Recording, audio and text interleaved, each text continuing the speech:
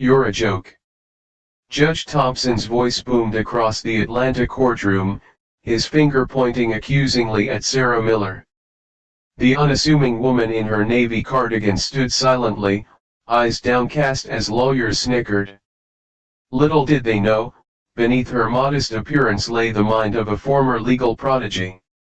When the gavel struck again, Sarah raised her head, opened her well-worn leather binder, and said 6 words that froze the blood of every attorney present.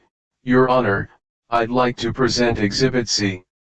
What happened next left the entire courthouse speechless and changed Georgia property law forever. The morning sun filtered through the slightly faded blinds of Sarah Miller's kitchen in Atlanta's historic Ansley Park neighborhood. At 38, she moved with quiet purpose, preparing her morning coffee in the modest 2-story home that had belonged to her grandmother and her great-grandmother before that. The house wasn't fancy worn hardwood floors, walls that could use a fresh coat of paint, and furniture that told stories of generations. But it was home. Sarah smoothed down her simple navy cardigan and checked her reflection in the small mirror by the door. Her dark hair was neatly pulled back in a practical ponytail, her face free of makeup. She looked nothing like the sharp-suited attorney she'd been 7 years ago at Sterling and Black, one of Atlanta's most prestigious law firms. Just another day, she whispered to herself, a ritual that had carried her through the toughest times. The certified letter had arrived 3 months ago. Oakwood Development Group wanted her house and 19 others on her block to build luxury condos. The letter offered what they called fair market value, a sum that reflected nothing of the home's true worth to Sarah or her community. While her neighbors panicked, many already signing away their properties, Sarah had quietly begun her research. The development company had powerful connections, including Judge Thompson, who would oversee her case today. But Sarah had something they didn't expect, the truth. She picked up the well-worn leather binder from her kitchen table. Inside were documents she'd spent weeks gathering from county records, historical archives, and her own family's papers that told a different story about Ansley Park than the one Oakwood Development was selling. Her phone buzzed. A text from Mrs. Gable next door, "We're all rooting for you, dear. Stay strong." Sarah smiled. At 85, Mrs. Gable had lived in Ansley Park her entire life. Her house was already in escrow with Oakwood, but she still believed Sarah might save the neighborhood. Walking onto her porch, Sarah surveyed the street she loved, Mr. Henderson tending to his prize-winning azaleas, the Johnson twins racing to catch the school bus, and across the way, the community garden she'd helped establish after leaving her law career behind. This modest life wasn't what she'd planned when she graduated top of her class from Emory Law, but it had given her something her former career never could: purpose. As she walked toward the bus stop, a sleek black SUV slowed beside her. The window rolled down, revealing Robert Sterling himself, silver-haired senior partner of her former firm. "Sarah," he called. "It's not too late to accept their offer. You're fighting a losing battle." Sarah nodded politely. "We'll see about that, Mr. Sterling. Have a good day." As the SUV pulled away, Sarah gripped her binder tighter. They thought she was just a simple woman fighting progress. They had no idea what was coming. "For you, a free like is easy. But for me, it is the greatest support and encouragement. For this video, can you give me 1 like and 1 subscription? Thank you very much."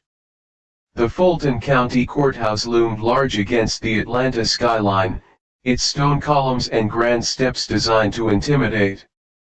Sarah had once climbed those steps with confidence, designer briefcase in hand. Today, she clutched her well-worn leather binder and took a deep breath before ascending. Inside, the marble lobby echoed with important footsteps. Attorneys in $1,000 suits huddled with clients, speaking in hushed, assured tones. Sarah found a quiet bench and reviewed her notes one last time. Her case was simple. Ansley Park qualified for historic preservation under a little-known amendment to Georgia's Property Act of 1998. Well, look who it is. A familiar voice drew Sarah's attention. She looked up to see Olivia Hayes, junior partner at Sterling and Black. They'd started at the firm together, shared late nights preparing cases, celebrated each other's wins. That was before. "Hello, Olivia," Sarah said calmly. Olivia's eyes swept over Sarah's simple clothes, her lack of makeup, the sensible shoes. "I heard you were representing yourself. Couldn't afford an attorney on." She paused. "Whatever it is you do now." "I grow vegetables and teach community law workshops," Sarah said, standing to meet Olivia's gaze. "And I know enough to represent myself." Olivia laughed, her diamond earrings catching the light. "Sarah, be reasonable. You're up against our entire legal team and Judge Thompson, who between us plays golf with Mr. Oakwood every Sunday." She lowered her voice to a conspiratorial whisper. "The development is already approved. Today is just a formality." "Then I suppose you have nothing to worry about," Sarah replied. Rebecca's smile faltered slightly. "Look, for old time's sake, take the offer. It's generous. It's not about the money." "It's always about the money, Sarah," Rebecca said, her professional mask slipping momentarily. "Why else would you throw away a partnership track to live like this?" Before Sarah could respond, the courtroom doors opened. The bailiff called out, "All parties in Oakwood Development Group versus Miller and other respondents, please proceed to courtroom C." As they entered the imposing courtroom, Sarah noticed the 5-person legal team from Sterling and Black arranging themselves at the plaintiff's table like chess pieces. Behind them sat an older man with silver hair and cold eyes, Robert Oakwood himself. Judge Thompson was already seated, reviewing papers with a frown that deepened when Sarah entered.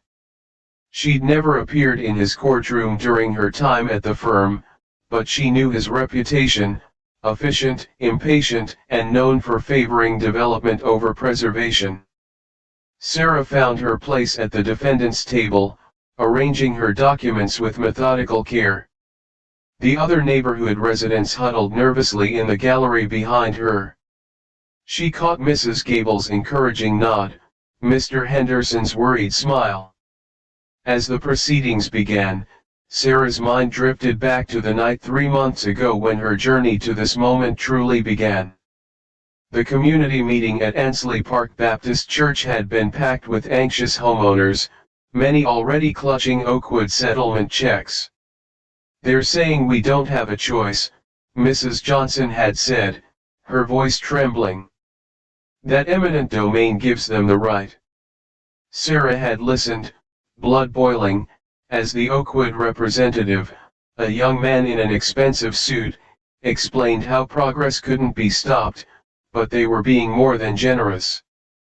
That night, after everyone had gone home, Sarah had sat alone in her grandmother's study, surrounded by family photo albums and faded newspaper clippings.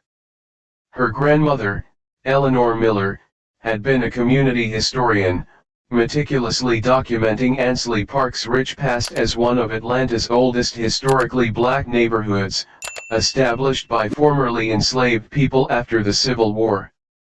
"The truth is in the details, Sarah," her grandmother always said. And so, Sarah had begun to dig. For weeks, she'd spent every spare moment at the Atlanta History Center, the County Records Office, and the Georgia State Archives. She'd taken personal days from her part-time job at the community garden to travel to the state capitol, searching for the legislative records of the 1998 Property Act. What she discovered, buried in subsection 47B of the amendment, was extraordinary. Properties with documented historical significance to marginalized communities were eligible for special preservation status, requiring additional review beyond standard eminent domain proceedings. The provision had never been successfully invoked, likely because few people knew it existed. It had been added by a retiring black state senator as a last act before leaving office, tucked into a larger bill primarily concerned with commercial zoning. Sarah still remembered the moment she found it, sitting in a dusty corner of the state archives. Her hands had trembled as she photocopied the relevant sections. For you, a free like is easy. But for me, it is the greatest support and encouragement. For this video, can you give me one like and one subscription? Thank you very much. But documentation of the law was only half the battle.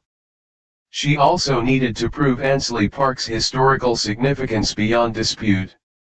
That search led her to interview community elders, unearth church records, and spend countless hours cross-referencing census data.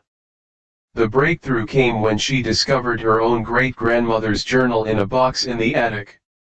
Amelia Miller had been a civil rights activist in the 1960s, and her house, Sarah's house, had served as an unofficial meeting place for organizers during the Atlanta sit-ins. Amelia's journal contained not only her personal accounts but also letters from prominent civil rights leaders thanking her for providing a safe haven in Annesley Park. These documents, combined with photographs and newspaper clippings, created an undeniable record of historical significance. Sarah had compiled everything meticulously into what became her leather binder, creating 3 distinct exhibits: the legal basis for preservation, Exhibit A, the documented historical significance of Annesley Park, Exhibit B, and the evidence of her own home's particular importance to civil rights history, Exhibit C. What she hadn't included in her filed documents, what she'd saved for this very day, was the bombshell in Exhibit C, a photograph showing a young Robert Oakwood among counter-protesters opposing integration, standing on the very street he now sought to demolish. All rise for the Honorable Judge William Thompson. The courtroom fell silent as Judge Thompson took his seat, his expression already set in what Sarah recognized as his business face. He shuffled papers, adjusted his glasses, and then looked up, eyes scanning the room before settling first on the Sterling and Black team, then with noticeably less warmth on Sarah. The matter of Oakwood Development Group versus Miller et al. I see we have counsel for the plaintiff. Judge Thompson nodded toward the impressive row of attorneys. And Ms. Miller is representing herself. His tone made the question sound like an accusation. Yes, Your Honor, Sarah replied, standing with perfect posture. Pro se representation, Robert Sterling rose smoothly. Your Honor, before we begin, we'd like to note that we've made multiple generous settlement offers to the remaining defendants. We believe today's proceedings are unnecessary and a waste of the court's valuable time. Judge Thompson nodded sympathetically. So noted, Mr. Sterling. Ms. Miller, are you aware that you're facing one of the state's premier legal teams in a matter that has already been approved by the City Planning Commission? Sarah remained steady. I am, Your Honor. However, and you still believe you can adequately represent not only yourself but essentially the interests of an entire neighborhood? The judge interrupted, his voice carrying a hint of mockery. A few chuckles rose from the plaintiff's table. Sarah ignored them. I'm prepared to present evidence regarding the historical significance of Annesley Park under subsection 47B of the Georgia Property Act Amendments of 1998, which would exempt. Judge Thompson waved his hand dismissively. Yes, I've reviewed your filing, Ms. Miller. While I appreciate your he paused, searching for a word. Enthusiasm, this court has limited time. Sarah tried again. Your Honor, if you'd look at Exhibit A in my filing. Ms. Miller, the judge's voice sharpened. This isn't a classroom where you can lecture us on obscure legal theories you've discovered in your— His eyes fell to her worn binder. Research. The courtroom grew uncomfortably quiet. Olivia Hayes smirked, whispering something to a colleague who poorly suppressed a laugh. Judge Thompson leaned forward, his finger pointing directly at Sarah. His voice rose, filling the courtroom. You're a joke, playing lawyer when real people's livelihoods and the future of Atlanta are at stake. This development will bring jobs, tax revenue, and progress to an area that desperately needs it. Sarah stood perfectly still, absorbing the verbal assault. Your Honor, Robert Sterling interjected smoothly. Perhaps we could move for summary judgment. I'm inclined to agree, Judge Thompson replied. Unless there's some miraculous evidence Ms. Miller has been hiding. Sarah raised her head slowly. Actually, Your Honor, I'd like to present Exhibit C. The bailiff carried Sarah's Exhibit C to Judge Thompson, who took it with visible reluctance. The large courtroom remained perfectly silent, the tension palpable as the judge's eyebrows furrowed while examining the contents. Your Honor, Sarah said, her voice stronger now, subsection 47B of the 1998 Property Act amendment specifically states that properties with documented historical significance to marginalized communities require special preservation review before eminent domain proceedings may be finalized.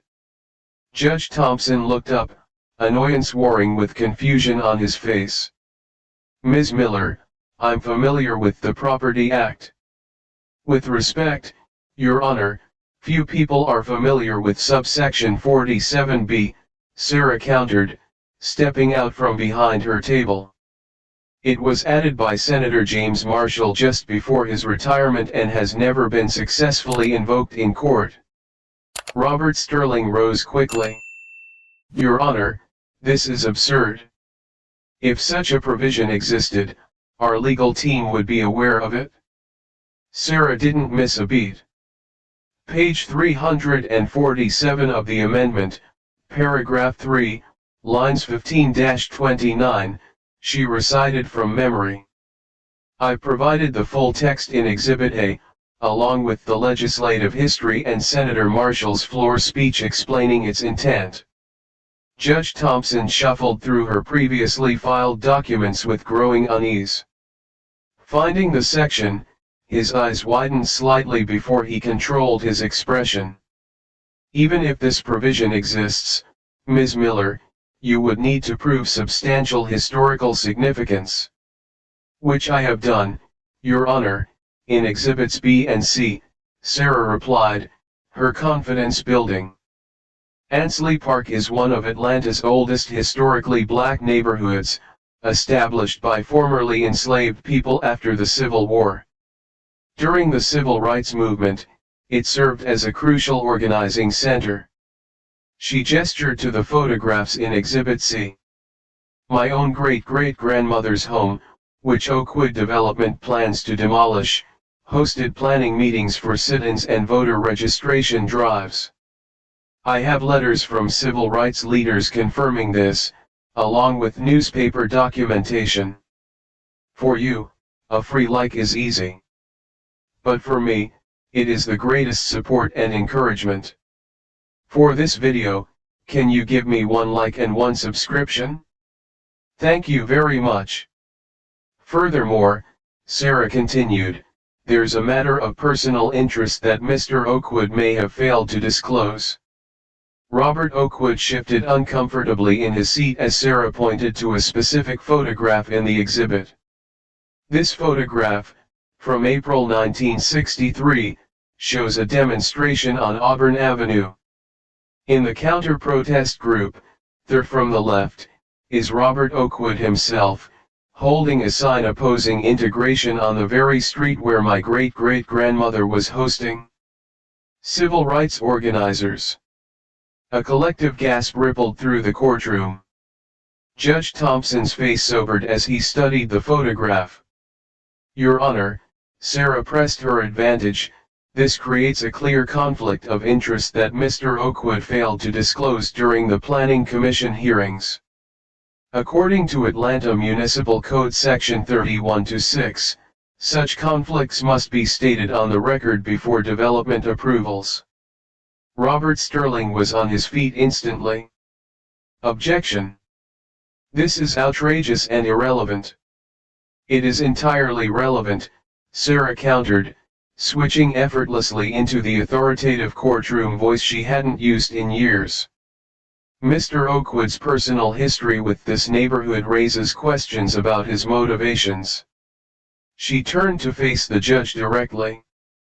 Your Honor, based on subsection 47B and the documented historical significance I presented, I move that the eminent domain proceedings be suspended pending a full historical preservation review as required by state law.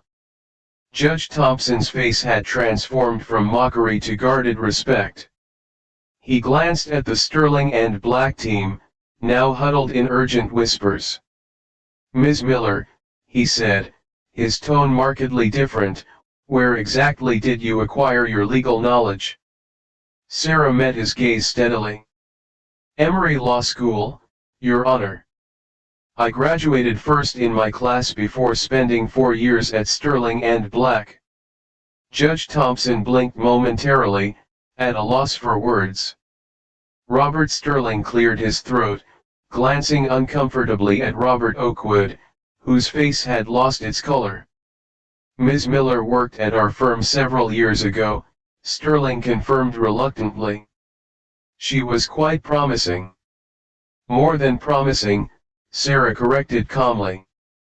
I was on partnership track, handling major cases, including the Clayton County preservation dispute that bears significant similarities to this one.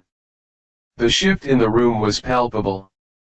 What had begun as a seemingly one-sided case had become something else entirely. Judge Thompson studied Sarah with new eyes, his earlier condescension replaced by cautious respect. If you were such a promising attorney, Ms. Miller, why did you leave the profession?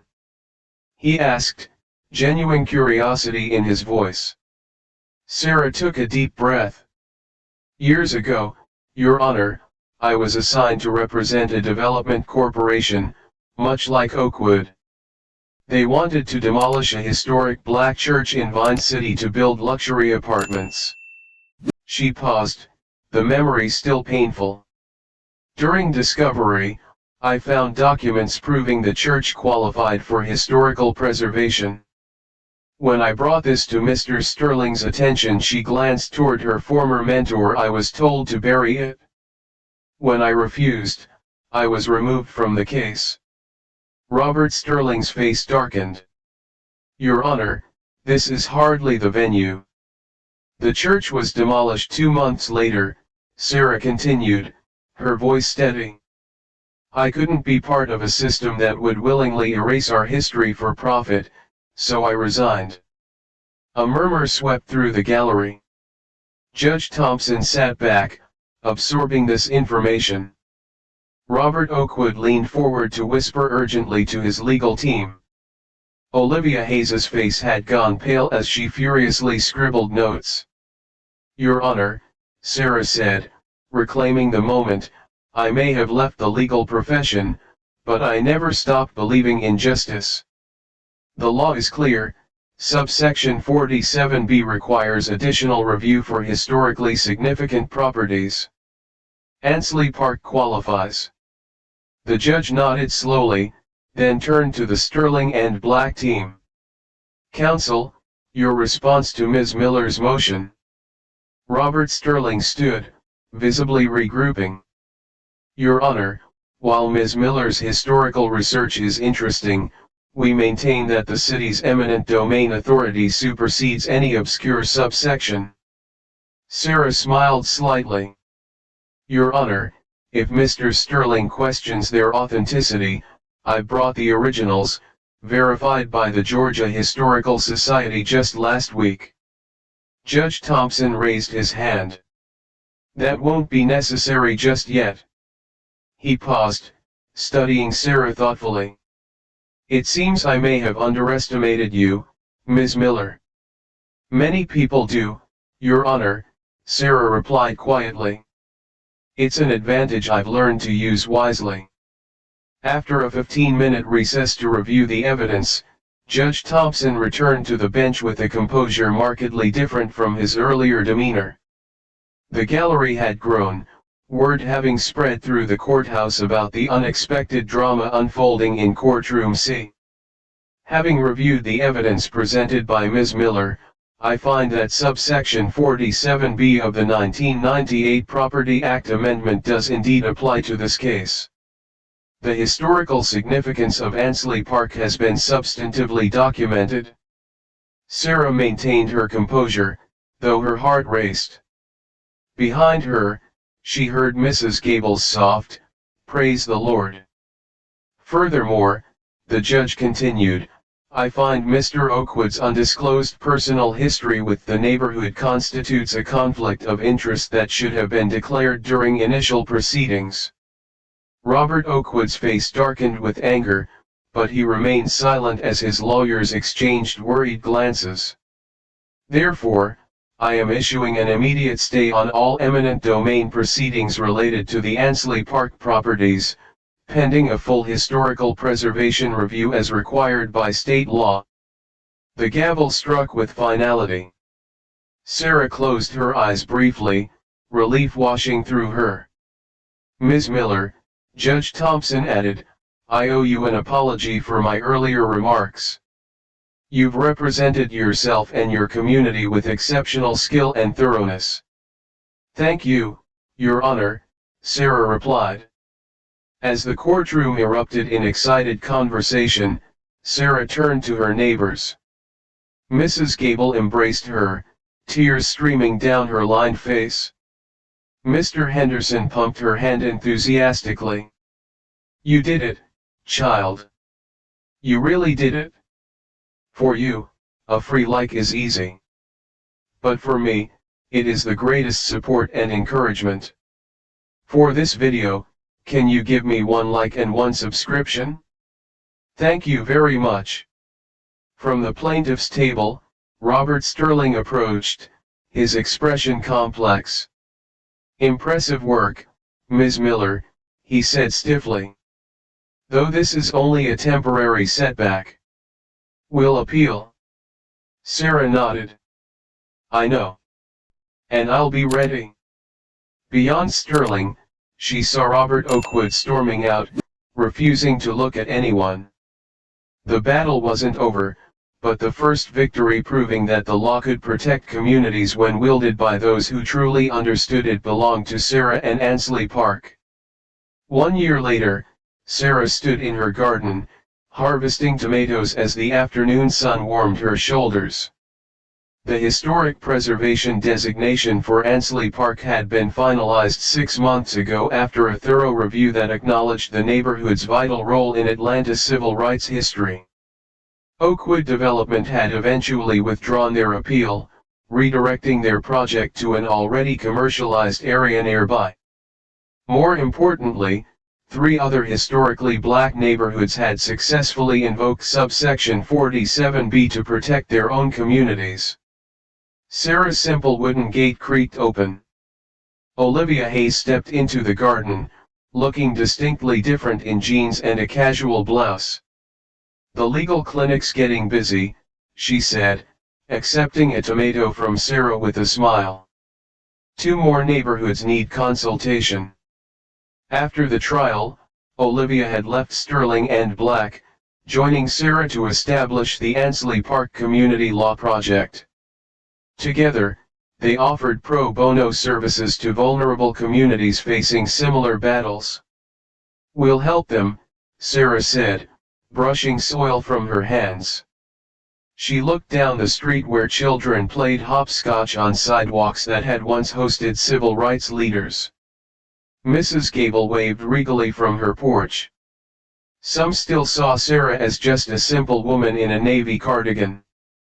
But Sarah knew that sometimes, in the right hands, simplicity was its own kind of power. If this story touched your heart, remember that appearances can be deceiving, and true brilliance often comes from unexpected places. Like Sarah, many people in our communities fight unseen battles with quiet determination and wisdom. Have you ever been underestimated or witnessed someone being judged unfairly based on appearances? Share your thoughts in the comments below. Where are you watching from today? We'd love to hear from our viewers across America. Don't forget to subscribe for more powerful stories of courage, justice, and the triumph of the human spirit. Together, we can celebrate those who fight for what's right, regardless of who's watching.